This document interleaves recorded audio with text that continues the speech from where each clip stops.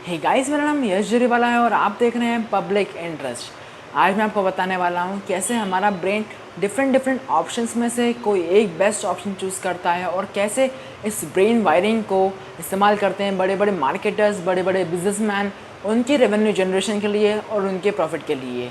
So without any further delay, let's start it. आप internet surfing कर रहे हैं और अचानक आपके स्क्रीन के सामने एक ऐड पॉपअप हो जाता है जिसमें कि आपको 3 ऑप्शन दिए जाते हैं न्यूज़पेपर सब्सक्रिप्शन के ईयरली बेसिस में। फर्स्ट ऑप्शन दिया जाता है ई पेपर का, जो कि है 799 रुपीज़ में। सेकंड ऑप्शन दिया जाता है ट्रेडिशनल पेपर का, जो कि है 1499 रुपीज़ में। थर्ड ऑप्शन दिया जाता है जिसमें कि आपको ई पेपर और ट्रेडिशनल पेपर दोनों मिल रहा है, वो भी 1499 रुपीज़ में। अगर आप इन तीनों ऑप्शन को ध्यान से देखेंगे तो आप ये समझेंगे या फिर ये सोचेंगे कि ऐसी कौन सी कंपनी की वो चाहेगी कि अब उसका कस्टमर सेकंड ऑप्शन चूज़ करे अदर देन थर्ड ऑप्शन, जिसमें कि वही प्राइस में आपको ई पेपर और ट्रेडिशनल पेपर मिल रहा है जबकि सेकंड ऑप्शन में सिर्फ प्रिंट पेपर मिल रहा है। तो क्या ये कंपनी की गलती है या कंपनी कुछ ऐसी चीज़ जानती है जो कि जनरली ह्यूमन बीइंग जानते नहीं हैं? तो शायद हाँ, ह्यूमंस रियली अपना डिसीजन है वो एब्सोल्यूट टर्म्स में लेते हैं। मतलब वो हर एक ऑप्शन को एवेल्यूएट नहीं करते हैं अपने डिसीजन पे आने से पहले, बल्कि वो हमेशा ये देखते हैं कि उसको कंपैरेटिव एडवांटेज कहाँ मिल रहा है। वो अपने ऑप्शंस को कंपेयर करते हैं, उसके बाद उसके एडवांटेज देखते हैं और उसमें से वो डिसीजन लेते हैं।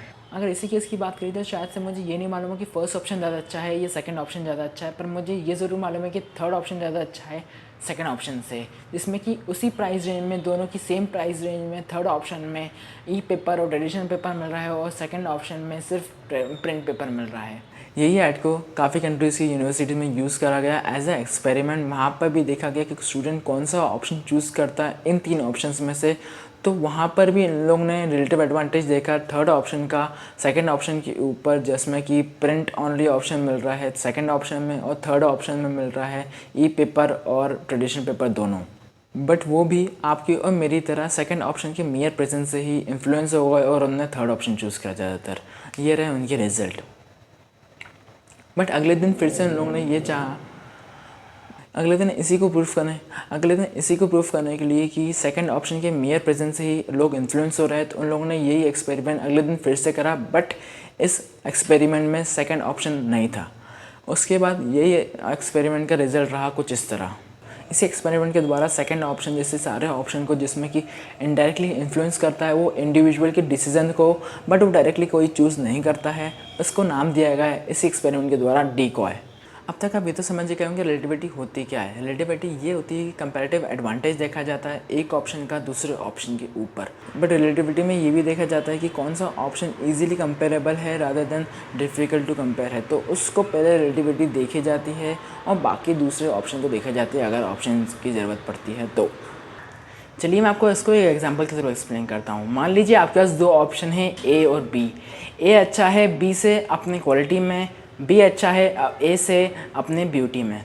दोनों ऑप्शन काफ़ी डिफरेंट है तो इन दोनों को कंपेयर करना भी थोड़ा डिफिकल्ट हो जाता है। तो इसके लिए आपको एक थर्ड ऑप्शन दिया जाता है ए डैश का, जो कि क्लियरली वर्स है ए से। ना कि सिर्फ वो वर्स है, वो एक सिमिलर ऑप्शन भी है ए से, जो कि कंपैरिजन इजी बना देता है। इन दोनों को कंपैरिजन के बाद ना कि सिर्फ ये सजेस्ट होता है कि ए ज़्यादा अच्छा है ए डैश से, बल्कि ये भी सजेस्ट हो जाता है कि ए अच्छा है बी से भी। एक रिलेटिव एडवांटेज मिल जाता है उससे। मतलब ये निकलता है कि ए डैश डायरेक्टली ना आपके ना मेरे डिसीजन को इन्फ्लुएंस करता है, बट वो इनडायरेक्टली ये इन्फ्लुएंस करता है कि वो ए को ज़्यादा फेवरेबल बना दे बी से भी और ख़ुद के ए डैश से भी। इसको मैं आपको एक और एग्जांपल के थ्रू एक्सप्लेन करता हूँ। मान लीजिए आप एक वेकेशन पर जाना चाहते हैं और आपने 2 सिटीज़ शॉर्टलिस्ट कर ली, एक मनाली और एक है शिमला। आपको आपके ट्रैवल एजेंट ने एक पैकेज ऑफर करा है। होटल चार्जेस, ट्रैवलिंग चार्जेस और साइट सीइंग चार्जेस आपको इंक्लूडेड रहेंगे विथ फ्री ब्रेकफास्ट। इन दोनों का प्राइस रेंज भी लगभग सेम होगा। बहुत से लोगों को इन दोनों में से चूज़ करने में डिफ़िकल्टी आएगी कि उनको कौन सा ऑप्शन चूज़ करें, मनाली या शिमला। तो उसकी वजह से ही आपके ट्रैवल एजेंट ने आपको थर्ड ऑप्शन दे दिया, जो कि है मनाली डैश का, जिसमें कि आपको होटल चार्जेस मिलेंगे, ट्रैवलिंग चार्जेस मिलेंगे, और साइट सीइंग चार्ज मिलेंगे, बट इसमें फ्री ब्रेकफास्ट नहीं मिलेगा। अब अगर आप तीनों ऑप्शन को कंसिडर करेंगे तो आप ये देखेंगे कि मनाली विद फ्री ब्रेकफास्ट और शिमला विद फ्री ब्रेकफास्ट दोनों ही सेम लेवल में अपीलिंग है और दोनों का सेटिस्फेक्शन लेवल एक बराबर रहेगा। जबकि अगर आपको थर्ड ऑप्शन दिया जाता है जो कि है क्लियरली इन्फीरियर मनाली डैश का, जिसमें कि आपको फ्री ब्रेकफास्ट नहीं मिलेगा, और अब अगर आप उसको कंपेयर करेंगे मनाली ओरिजिनल से जो कि विथ ब्रेकफास्ट है, वो आपको कंपैरेटिवली ज़्यादा इजी पड़ेगा। अब अगर आप third option Manali without free breakfast को कंपेयर करेंगे मनाली विथ ब्रेकफास्ट को, तो क्लियरली विनर रहेगा मनाली विद ब्रेकफास्ट, जो कि ना कि सिर्फ एक सुपीरियर एडवांटेज दे देता है मनाली ओरिजिनल को मनाली डैश के ऊपर, बल्कि वो एडवांटेज दे देता है शिमला विद ब्रेकफास्ट वाले को भी। इससे ये समझ में आता है डेको इफेक्ट का जो एडवांटेज है वो आपको इसमें मिल रहा है। अगर आप ध्यान से देखेंगे अपने आसपास तो इस डेको इफेक्ट का काफ़ी ज़्यादा इन्फ्लुएंस है आपकी और मेरी लाइफ में, डिसीजन मेकिंग में, और ये काफ़ी ज़्यादा हेल्प करता है आपको और मुझे डिसीजन में लेने में।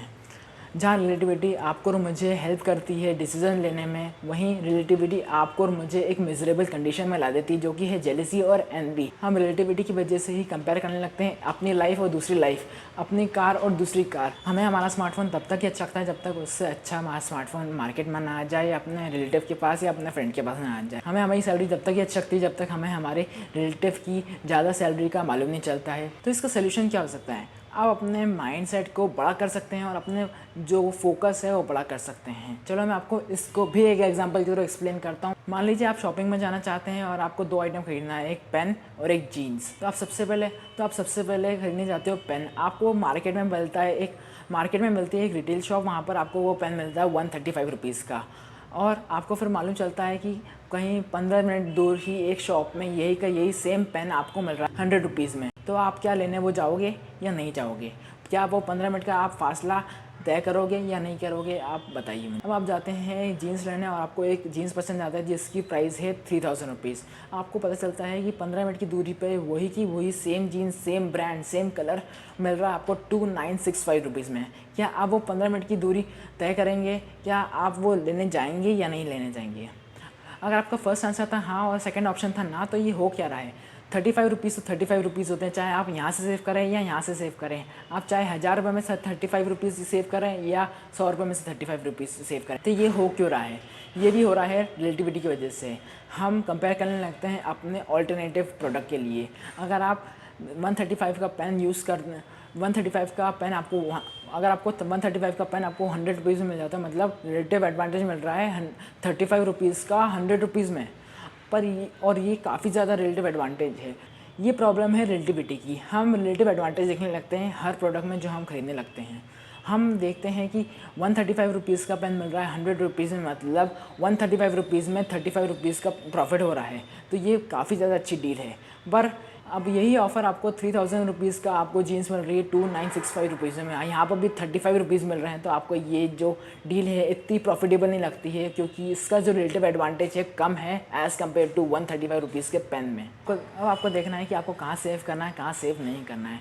आपको इसी की तरह एक अपना जो फोकस है बड़ा करना है और अपने एडवांटेज को देखना है और जेलसी छोड़ देना है। तो ये वीडियो तो यहीं तक। अगर आपको ये वीडियो पसंद आई तो लाइक करें, शेयर करें, सब्सक्राइब करें हमारे चैनल को और बेल आइकन भी दबा दें।